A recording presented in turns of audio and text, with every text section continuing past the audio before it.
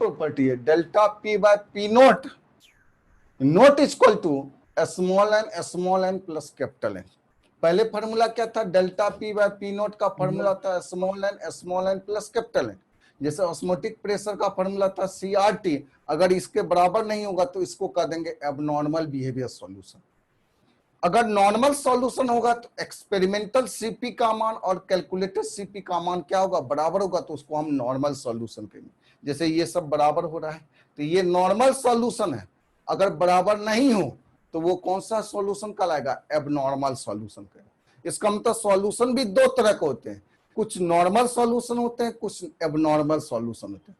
Normal solution में ना ही dissociation होता है ना ही एसोसिएशन होता है सॉल्यूट पार्टिकल का।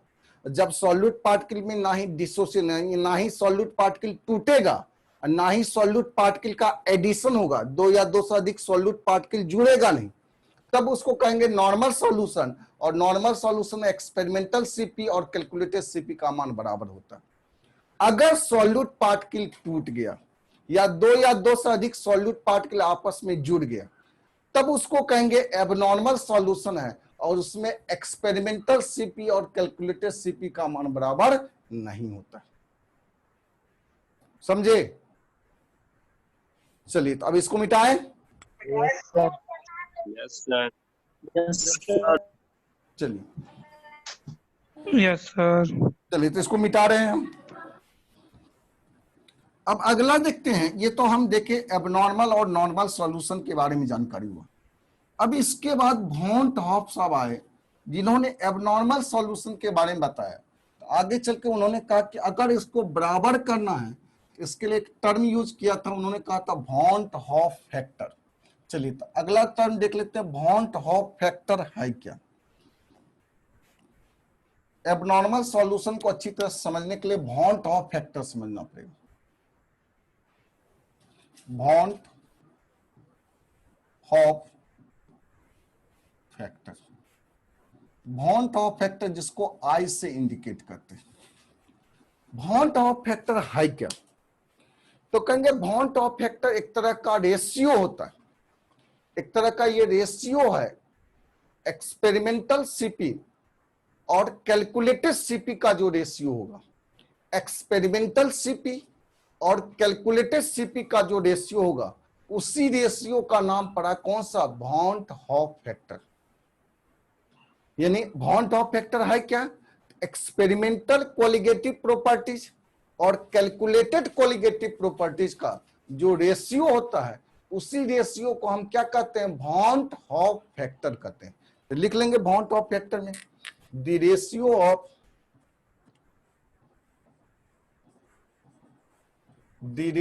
Of experimental CP, colligative properties को शॉर्ट फॉर्म में सीपी कहते हैं, experimental CP and calculated CP is known as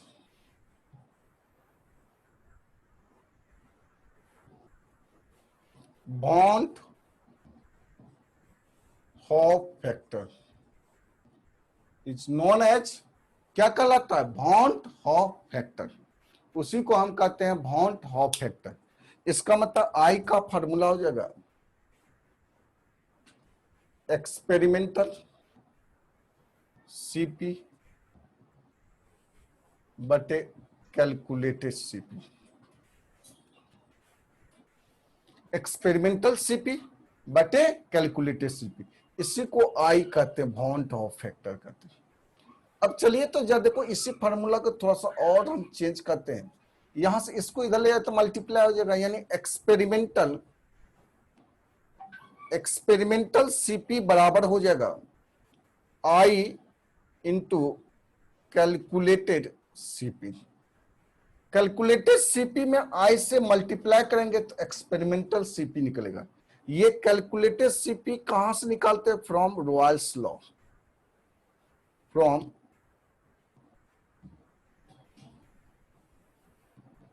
Royals law. Royals law से ये निकाला जाता है एक्सपेरिमेंटल सीपी। किससे निकालते हैं, तो रॉयल्स लॉ के द्वारा निकाला जाता है। अब जरा देखो तो अब यहां से ऐसा भी लिख सकते हैं, एक्सपेरिमेंटल डेल्टा पी बटे पी नोट बराबर आई, और कैलकुलेटर तो आप जानते हैं small n plus capital N, ये ना फॉर्मूला था, small n plus capital N. चलो सारे स्टूडेंट को अच्छी तरह से पिक्चर दिखाई दे रहा है, स्क्रीन दिखाई दे रहा है, सर। इसमें यस सर। कोई प्रॉब्लम नहीं। नहीं सर। No sir. चलिए तो इसको मिटा रहे हैं। चलिए देखो और भी फार्मूला निकालते हैं।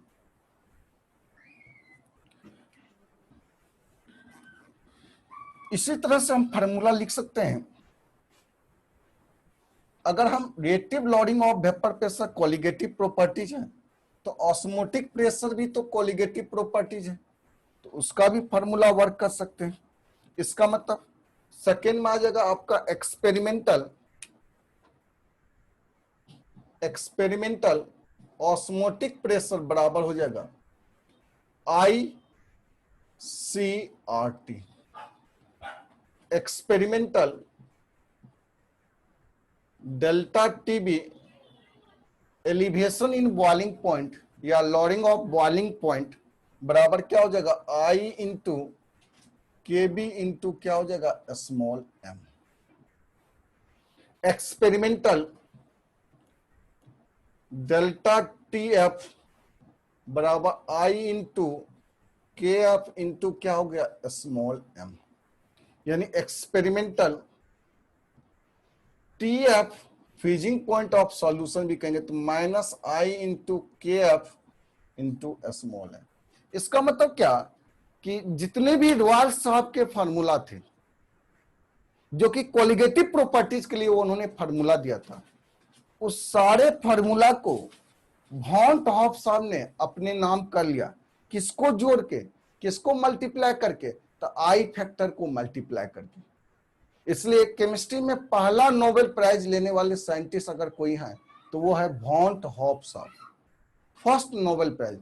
नाम भी है वॉन टू हॉफ, काफी मुंह फुलाए हुए थे कि इतनी बड़ी उपलब्धि के थे, क्योंकि इससे पहले केमिस्ट्री में डिसोसिएशन या एसोसिएशन का कोई कॉन्सेप्ट नहीं था। लेकिन पहली बार वॉन साहब ने कहा कि नहीं, सॉल्यूट पार्टिकल को अगर मिला रहे हैं सॉल्यूशन में तो सॉल्यूशन में रिएक्शन भी होता है। इससे पहले सॉल्यूशन के बारे में जानते थे कि नॉन रिएक्टिव सब्सटेंस के मिलने से सॉल्यूशन का फॉर्मेशन होता है, लेकिन देखा गया कुछ ऐसे भी सॉल्यूशन है कि जो कि सॉल्यूशन फॉर्म करने के बाद उसमें डिसोसिएशन या एसोसिएशन होता है, रिएक्शन नहीं होता, ड्यू टू डिसोसिएशन, या स्वतः वो टूटने लगता है या स्वतः वो एडिशन होने लगता है। इसका मतलब स्पेशल टाइप का फेनोमेनन हो रहा था रिएक्शन सॉल्यूशन में। उस बात को रीडिंग किए थे वॉन टू हॉफ साहब ने, इसलिए केमिस्ट्री का पहला नोबेल प्राइज लेने वाले साइंटिस्ट थे वॉन टू हॉफ साहब। और रॉयल साहब का जो सारा जिंदगी जो काम उन्होंने किया कोलिगेटिव प्रॉपर्टी पे, उसको एक ही पल में वो सारे के सारे फार्मूले को अपने नाम कर लिया, किसको मल्टीप्लाई करके, आई फैक्टर को मल्टीप्लाई करके। क्योंकि आई फैक्टर अगर हटाते हैं तो ये फार्मूला रॉयल साहब का हो जाता है, और आई फैक्टर जहां यूज कर दिए तो ये वॉन टू हॉफ साहब का फार्मूला है। तो सारे फार्मूला में आई फैक्टर हटा देंगे तो रॉयल्स लॉ का फार्मूला हो जाएगा, लेकिन आई फैक्टर को जोड़ देंगे तो वो कौन सा हो गया, वॉन टू हॉफ साहब का। चलिए तो ये अब जब देखो, ये भी तो आप पढ़े हैं कि colligative property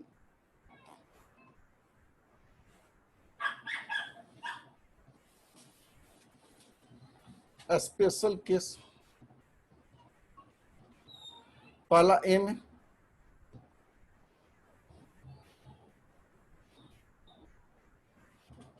in term of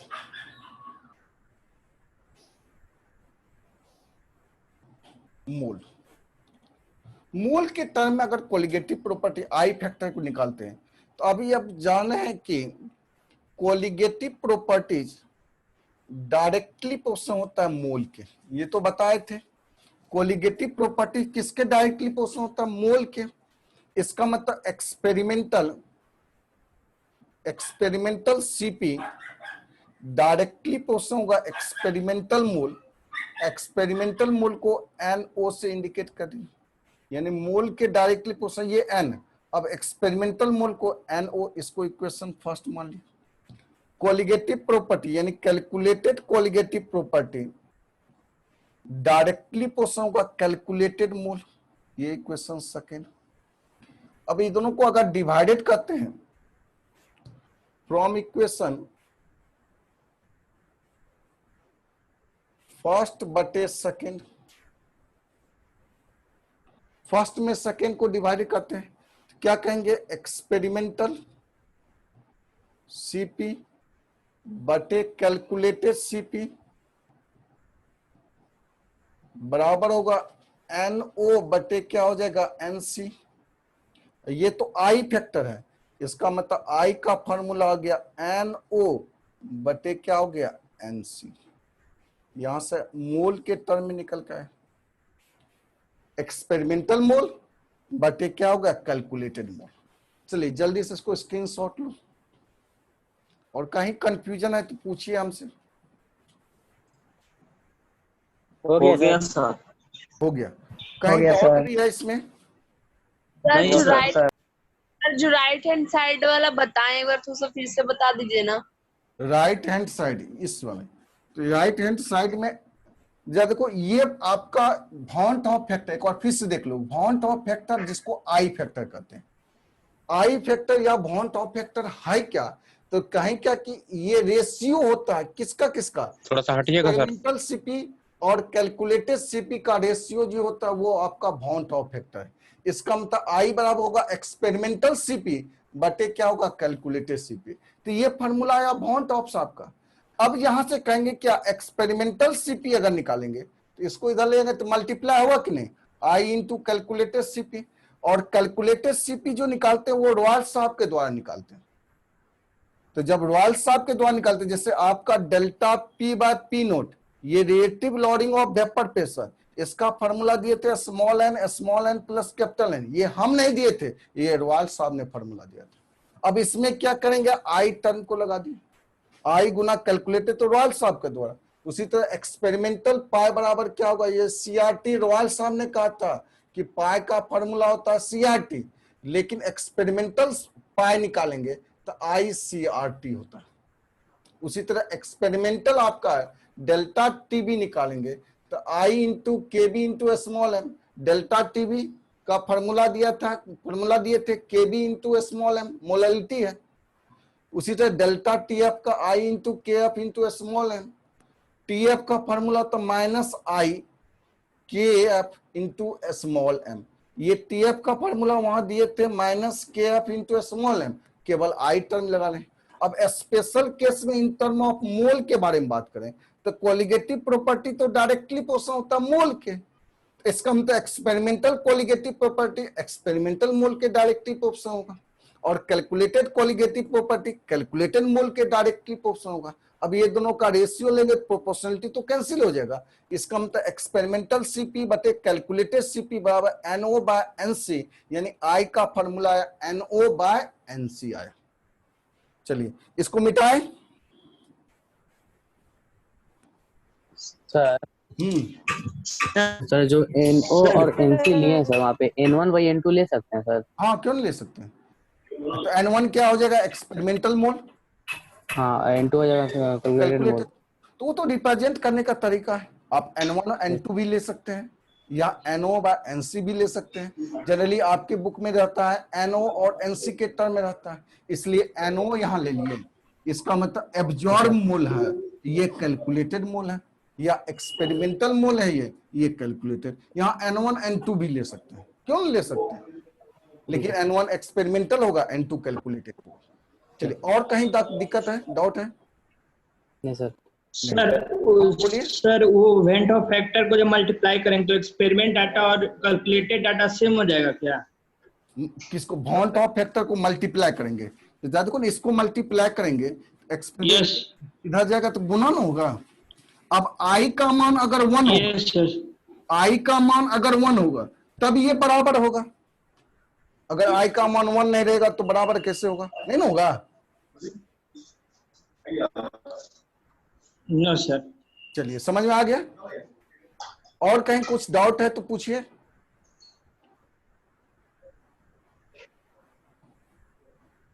इसको मिटा दें। Yes sir. Yes sir. Yes sir. अगला देखते हैं, ये तो मोल के टर्म में। आप जानते हैं मोलिकुलर वेट के टर्म में भी तो कोलिगेटिव प्रॉपर्टीज के बारे में बताएं कि कोलिगेटिव प्रॉपर्टी जो होता है वो इनवर्सली प्रोपोर्शनल होता है मोलिकुलर वेट। तो आई फैक्टर हम निकाल सकते हैं मोलिकुलर वेट के टर्म में, लेकिन यहाँ पे एक लाइन लिख लेंगे, NO जो है यहाँ स्पष्ट है, NO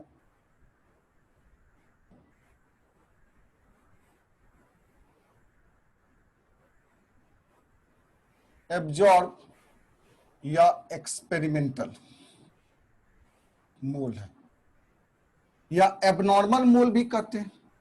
NC जो है नॉर्मल या कैलकुलेटेड मोल है। बी में in term of molecular weight,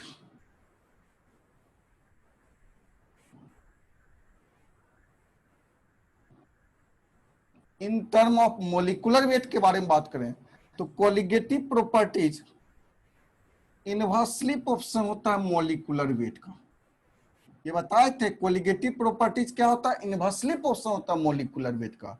तो फिर उसी तरह से experimental colligative properties inversely proportional होगा एक्सपेरिमेंटल मोल।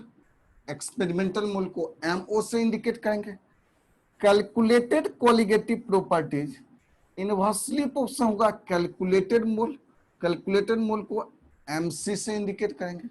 अब इन दोनों का रेशियो लेंगे, इसका मतलब एक्सपेरिमेंटल CP बटे कैलकुलेटेड CP बराबर हो जाएगा 1/MO बटे 1/ क्या होगा MC। इसका मतलब I का फॉर्मूला आ जाएगा, I का फॉर्मूला यहां से क्या हो जाएगा, तो कहेंगे MC बटे क्या हो जाएगा MO। यही ना फॉर्मूला आएगा I का, MC बटे क्या हो जाएगा MO। क्या दिक्कत है? चलिए, हाँ चलिए तो आगे देखते हैं। एक और स्पेशल केस लेते हैं, तीसरा।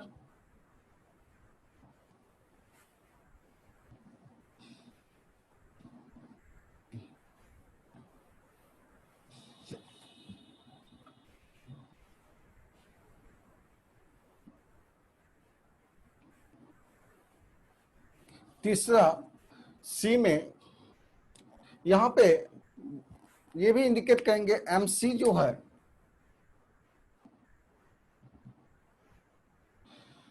Calculated molecular weight. इसका मतलब नॉर्मल जो मॉलिक्यूलर वेट निकालते हैं कैलकुलेटेड, और MO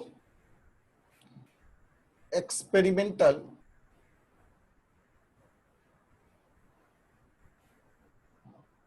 मॉलिक्यूलर वेट। और एक्सपेरिमेंटल मॉलिक्यूलर वेट ये क्वेश्चन में गिवन रहता है, ये आप कैलकुलेट नहीं कर सकते, ये निकाल नहीं सकते। इसका मतलब ये आपका नॉर्मल मॉलिक्यूलर वेट हो गया, ये एबनॉर्मल मॉलिक्यूलर वेट हो गया। तीसरा C में 4 नॉर्मल सॉल्यूशन। अगर नॉर्मल सॉल्यूशन कहेंगे तो कहते हैं नॉर्मल सॉल्यूशन में बताए थे experimental CP is equal to calculated CP। ये बताए थे ना, नॉर्मल सॉल्यूशन होता है एक्सपेरिमेंटल CP और कैलकुलेटेड CP बराबर होता है। इसका मतलब I का फॉर्मूला होता है एक्सपेरिमेंटल CP बटे कैलकुलेटेड CP, और ये दोनों तो बराबर है, इसका मतलब 1। यानी नॉर्मल सॉल्यूशन में I का मान क्या होता है 1 होता है। नॉर्मल सॉल्यूशन है तो I का मान क्या होगा 1। इसका मतलब नॉर्मल सॉल्यूशन करने का मतलब एग्जांपल में जैसे आपका यूरिया हो गया, यूरिया का सॉल्यूशन हो, जैसे ग्लूकोज सॉल्यूशन हो, शुगर हो गया। तो ये सब के सब आपका कौन सा नॉर्मल सॉल्यूशन है, और इसमें I का मान क्या होता है 1, जिसके कारण एक्सपेरिमेंटल CP और कैलकुलेटेड CP क्या होता है बराबर होता है। अगर I का मान 1 हुआ, इसका मतलब ये कहेंगे नॉर्मल सॉल्यूशन है, और ये रॉयल्स लॉ को ओबे करेगा। यानी आई का मान अगर 1 होगा तो ओबे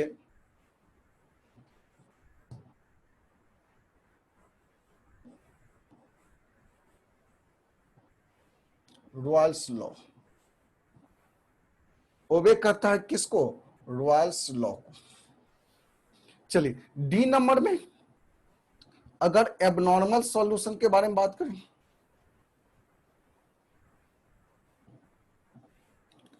अगर एबनॉर्मल सॉल्यूशन तो क्या कहते हैं? कहते हैं कि experimental CP not equal to calculated CP. ये नहीं कहते हैं एक्सपेरिमेंटल सीपी और कैलकुलेटेड सीपी बराबर नहीं होगा। इसका मतलब आई बराबर एक्सपेरिमेंटल सीपी बटे कैलकुलेटेड सीपी,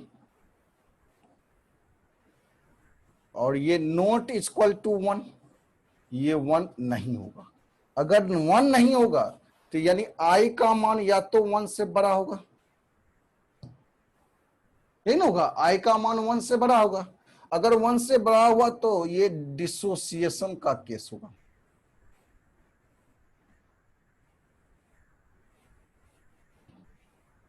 डिसोसिएशन। अगर आई का मान लेस देन 1 से छोटा हुआ तो ये हुआ association.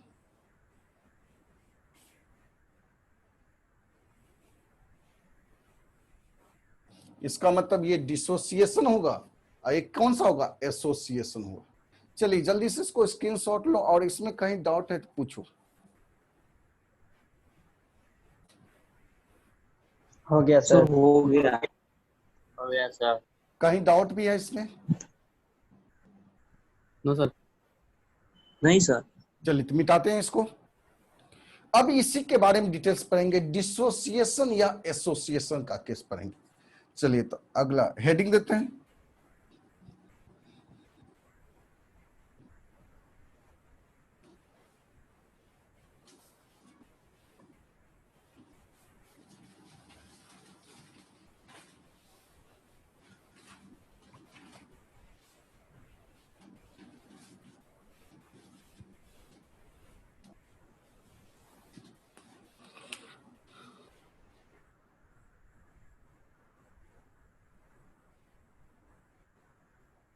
Determination of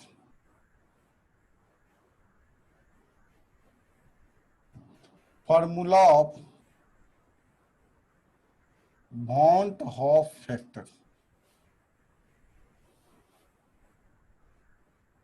determination of formula of want half factor.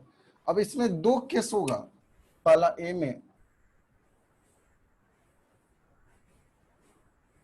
In case of dissociation, अगर डिसोसिएशन का केस हो, डिसोसिएशन मतलब ब्रेकिंग करना, टूटने का केस होता है। डिसोसिएशन कहीं पर है तो इसका मतलब ब्रेक करने का केस है, टूटने का केस होता है। टूटेगा कब?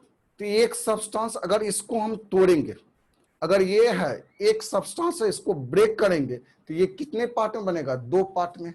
अगर 1 से 2 बन रहा है, 1 से 4 बन रहा है, 1 से 6 बन रहा है, इसका मतलब वो कौन सा केस हुआ? डिसोसिएशन का केस हुआ। वो कौन सा केस हुआ? डिसोसिएशन। चलिए डिसोसिएशन केस में वॉन्ट ऑफ फैक्टर आई निकालना। जरा ध्यान से देखना कि मान लेते हैं ए एन, अगर ये डिसोसिएशन किया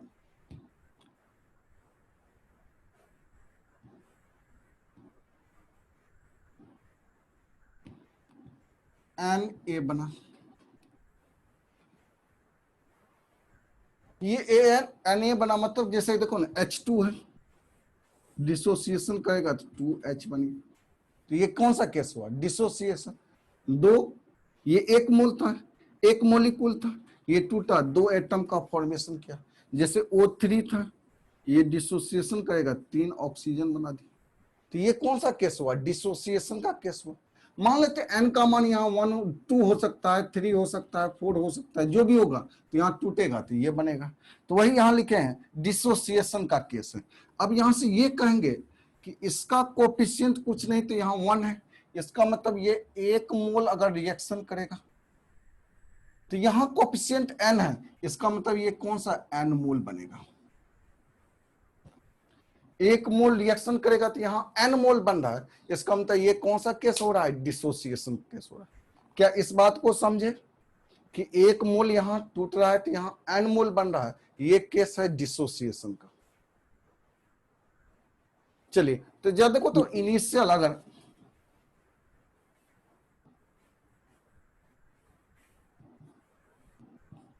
इनिशियल मोल के बारे में बात करें, इनिशियल हम मान लेते हैं इसका मोल है ए, इनिशियल प्रोडक्ट का मोल क्या होता है, 0 होता है, क्योंकि रिएक्शन तो अभी स्टार्ट नहीं हुआ। आफ्टर रिएक्शन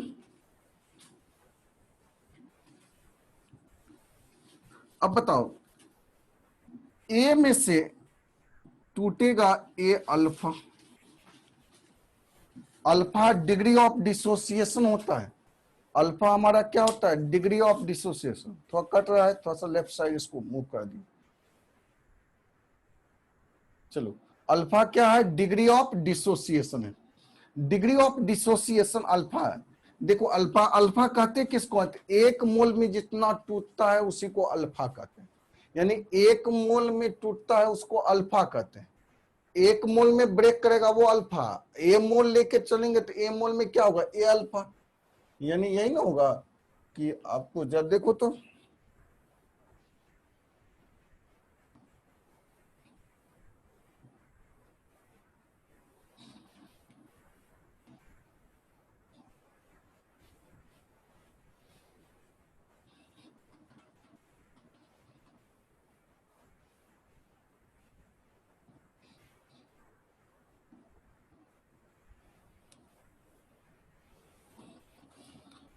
अल्फा कहते हैं अगर 1 मोल में जो ब्रेक करता है, 1 मोल सब्सटेंस लेंगे वो टूटेगा तो उसको हम कहते हैं अल्फा। अगर यहाँ ए मोल लेके चलेंगे तो क्या हो जाएगा, यहाँ ए अल्फा, 2 मोल लेके चलेंगे 2 अल्फा, 3 मोल लेके चलेंगे 3 अल्फा, ए मोल लेके चलेंगे ए अल्फा। तो यही यहाँ पर टूट रहा है क्या, अगर ए मोल लेके चले तो ए अल्फा ब्रेक करेगा। अब 1 मोल अगर टूटता है तो यहाँ एन मोल बनता है, अगर एक्स मोल टूटेगा तो एन एक्स बनेगा। ए अल्फा ब्रेक कर रहा है तो यहाँ क्या बनेगा, एन ए अल्फा। चलिए इसमें किसी को कंफ्यूजन भी है, पहले ये बताओ यहां तक में। नो सर, नो सर, नहीं सर, नहीं ना, नहीं सर, कोई प्रॉब्लम नहीं। बस यही कॉन्सेप्ट अगर समझ गए तब तो बड़ी आसानी से हम फार्मूला निकाल लेंगे। किसी को डाउट है तो यहाँ तक में पूछो, पहले यहाँ तक। नो सर, कोई डाउट नहीं। बताइए ना इन केस ऑफ। चलिए एक बार फिर से देख लो, फिर से देखो। अच्छा ये बताओ कि इसको छोड़ के यहाँ लिखते हैं, जैसे H2 है, ये टूटा 2H बना है। अगर ये 1 मोल लेके चलेंगे तो यहाँ कितना मोल बनता है, तो कहेंगे यहाँ 2 मोल बनेगा। ये सब तो रिएक्शन का कॉन्सेप्ट जानते हैं कि कोफिशिएंट, बैलेंसिंग कोफिशिएंट यहाँ 1 है तो 1 मोल अगर ये रिएक्शन करेगा, यहाँ कोफिशिएंट 2 है तो 2 मोल बनेगा। अगर इनिशियल ए मोल लेके चलेंगे तो इनिशियल प्रोडक्ट का मोल तो 0 होता है, अभी रिएक्शन स्टार्ट नहीं हुआ। अब कह रहे ए मोल ले चले तो ए में जितना ब्रेक करेगा अगर ये एक्स टूटेगा तो यहाँ क्या बनेगा, तो कहेंगे यहाँ 2x बनेगा, यही ना बनेगा। यहाँ अगर x ब्रेक करेगा तो यहाँ क्या बनेगा, 2x बनेगा। अब अल्फा के बारे में आप जानते हैं, ये अल्फा होता है degree of dissociation. Degree of dissociation कहते हैं number of mole dissociated by the adding of 1 mole substance. ये अल्फा जो है, अल्फा हमारा डिग्री ऑफ डिसोसिएशन है।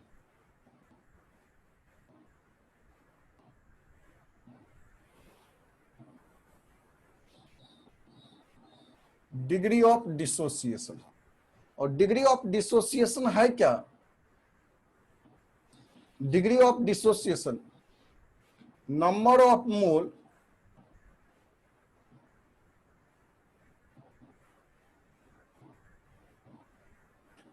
dissociated by the adding of 1 mole। एक मोल को एडिंग करने पे जो मोल टूटता है उसी को डिग्री ऑफ डिसोसिएशन, यानी एक में जितना ब्रेक करेगा उसी को अल्फा कहेंगे। अब ए मोल लेके चले हैं, एक में अल्फा, तो ए मोल में क्या होगा, ए अल्फा। अगर यहाँ ए अल्फा ब्रेक कर रहा है, यहाँ ए अल्फा ब्रेक कर रहा है, एक मोल टूट रहा है तो यहाँ एन मोल बन रहा है, एक मोल टूट रहा है तो एन मोल बन रहा है। अगर ए अल्फा यहां से ब्रेक करेगा तो यहाँ क्या बनेगा, एन ए अल्फा, क्योंकि एक टूटता है तो यहाँ एन बनता है, तो यहाँ ए अल्फा ब्रेक कर रहा है तो यहाँ क्या बनेगा, एन ए अल्फा। चलिए, तो इसका मतलब समझ में आ रहा है क्या करें, क्या दिक्कत है अभी भी? नहीं सर। No sir. नहीं सर। चलिए, अब बताइए टोटल मोल, अगर यहां से हम लिखेंगे total mole,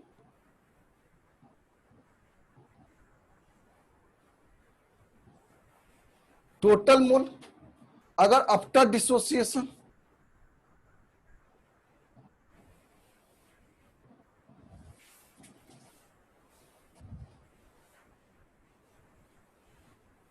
total mole after dissociation क्या होगा, कहेंगे ये आपका 1 ए माइनस ए अल्फा, और बना इधर क्या, एन ए अल्फा,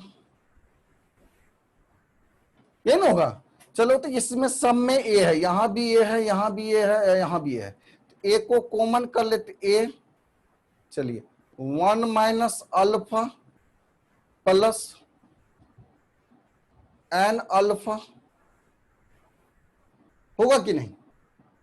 चलिए, इसका मतलब कि ये हमारा एक्सपेरिमेंटल, ये टोटल मोल आफ्टर डिसोसिएशन, इसे ये कहेंगे एक्सपेरिमेंटल मोल। एक्सपेरिमेंटल मोल हमारा आ गया यही 1 minus alpha plus n alpha, बाहर क्या होगा, ए। यही एक्सपेरिमेंटल मोल आ गया। और एक्सपेरिमेंटल मोल को तो NO कहते हैं। और देखो, इसमें भी अल्फा कॉमन लेंगे तो ए, ध्यान से देखना, 1 प्लस अल्फा n माइनस 1 कर सकते हैं। जब देखो तो इसको फिर से ब्रेक करते हैं, क्या ये आता है या नहीं? अल्फा को n से गुना करेंगे तो n अल्फा होगा प्लस में, तो n अल्फा प्लस में दिया है। फिर अल्फा को -1 से मल्टीप्लाई करेंगे, माइनस अल्फा होगा तो माइनस अल्फा दिया है। इसका मतलब इसको ऐसे लिख सकते हैं, ये एक्सपेरिमेंटल मोल। चलिए, इनिशियल मोल के बारे में बात करें।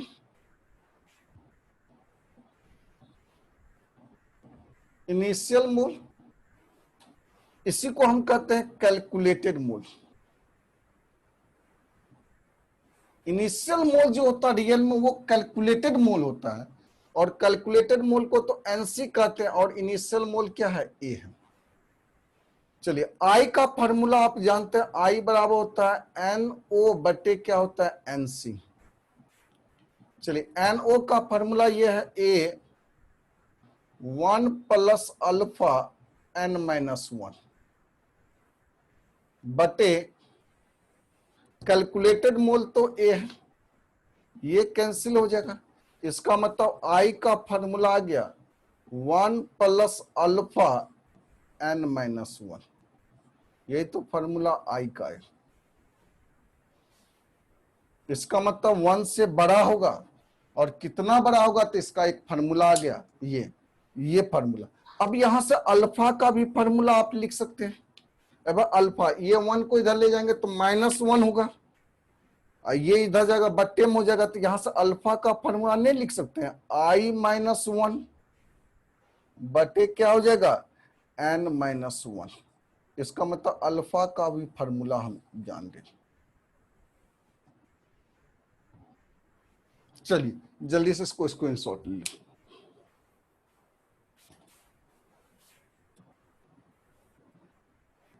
हो गया सर। हो गया सर। हो गया। Yes sir. इसमें कहीं डाउट भी है कुछ? No sir. नहीं। No sir. चलिए, इस वीडियो राइट को वाले बात समझे ना सर। देखो, होता है क्या कि जैसे आपका ऐप पे काम कीजिएगा तो ये सब वीडियो फिर से रिकॉर्डिंग होके रहे। अभी तो है कि जैसे जो मैं ऐप पे काम कर रहे हैं, लाइव चल रहा है, हमारे पास रिकॉर्डिंग है। एक बार फिर से आपको देखना है तो बड़ा मुश्किल हो जाता है, सर कैसे देखेंगे। और ऐप पे जब काम करोगे तो वो सारे के सारे वीडियो जो काम करेंगे सब के सब रिकॉर्डिंग हो जाएगा। आप फिर से एक बार देख सकते हैं इसको, एक बार फिर से आप समझ सकते हैं क्या काम है। चलिए, तो राइट वाले बात यही समझे ना सर? लाइव क्लास में यही एक आपका बेनिफिट है। तो कहीं भी कोई क्लास में ड्रॉबैक भी है, कुछ बेनिफिट भी है। ऑफलाइन क्लास में होता है क्या कि आप 1.5 घंटे के लिए क्लासरूम में आ गए तो वो फिक्स हो गया कि 1.5 घंटे तक स्टूडेंट बाहर नहीं निकल सकता, वो पढ़ेगा ही 1.5 घंटे तक कॉन्शियस होके काम करेगा, वर्क करेगा और डिसिप्लिन के साथ वर्क करेगा। लेकिन लाइव क्लास में ये कंडीशन नहीं है, आप आए गए कोई दिक्कत नहीं है। समस्या है डिसिप्लिन अनडिसिप्लिन फॉर्म में भी आप पढ़ रहे हैं, कोई लेट के पढ़ रहा है, कोई आराम से एंजॉय कर रहा है, कभी वीडियो को म्यूट करके आराम से 10 मिनट के लिए बाहर चला गया पानी छाप पीने के लिए, हाँ सर काम कीजिए, तो हम तो देखने नहीं जा रहे। तो ये आपका डिसएडवांटेज है। लेकिन लाइव क्लास में एक एडवांटेज ये भी है कि कोई भी बात को आप नहीं समझे तो फिर से वीडियो रिकॉर्डिंग अगर है तो उसको पोज करके आप फिर से 1 बार नहीं 2 बार नहीं 3 बार काम कर सकते हैं। जब तक संतुष्टि नहीं तब तक वो वर्क कर सकते हैं उस पर। तो ये एक एडवांटेज भी है उसमें।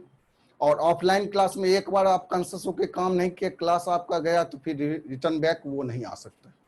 उसके लिए आपको फिर मुश्किल करना पड़ेगा, फिर से दूसरे बैच में ट्रांसफर होना पड़ता है। चलिए, तो ये आपका अब स्पेशल केस के बारे में इसमें बात करें, जल्दी से देख लो। तो स्पेशल केस, स्पेशल केस के बारे में बात करें।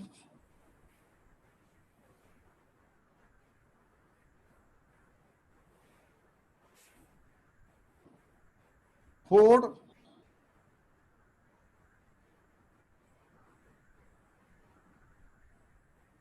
कंप्लीट डिसोसिएशन के बारे में बात करें।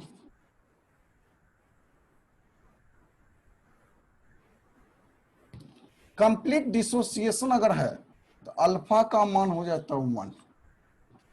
इसका मतलब कहेंगे 100% डिसोसिएशन, पूरी तरह से ब्रेक कर गया, 100% डिसोसिएशन हो। अगर अल्फा का मान 1 हो जाए, अल्फा का मान 1 हो जाए। चलिए, तो आई का फॉर्मूला आप जानते हैं, 1 प्लस अल्फा n-1, ये नहीं होता है। अब अल्फा का मान 1 हो गया तो आई बराबर क्या हो जाएगा, 1 प्लस n-1। ये तो कैंसिल हो गया, ये माइनस है ये प्लस है, यानी आई बराबर हो जाएगा n। n जो है नंबर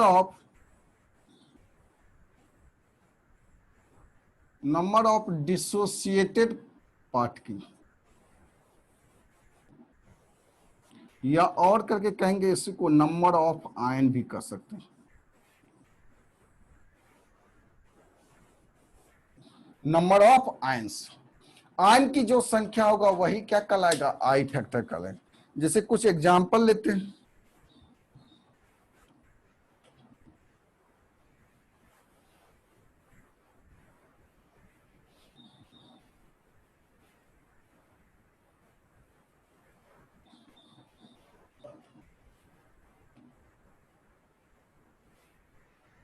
चलिए एग्जांपल में जैसे दे देखो, जैसे आपका KCl कहा जाए, ये टूटेगा K प्लस और Cl माइनस, यहाँ I बराबर हो जाएगा N और आयन की संख्या कहेंगे 1 प्लस 1 क्या हो जाएगा 2। जैसे दूसरा एग्जांपल, जैसे आपका कहा जाए MgNO3 का होल 2 ब्रेक करेगा, Mg प्लस 2 NO3 माइनस। अब यहाँ पे I बराबर N, ये एक आयन है और यहाँ कितना आयन है, 2 आयन है, तो ये 3 आयन हो जाए। जैसे तीसरा देखो, जैसे Al2SO4 का होल 3, इसको अगर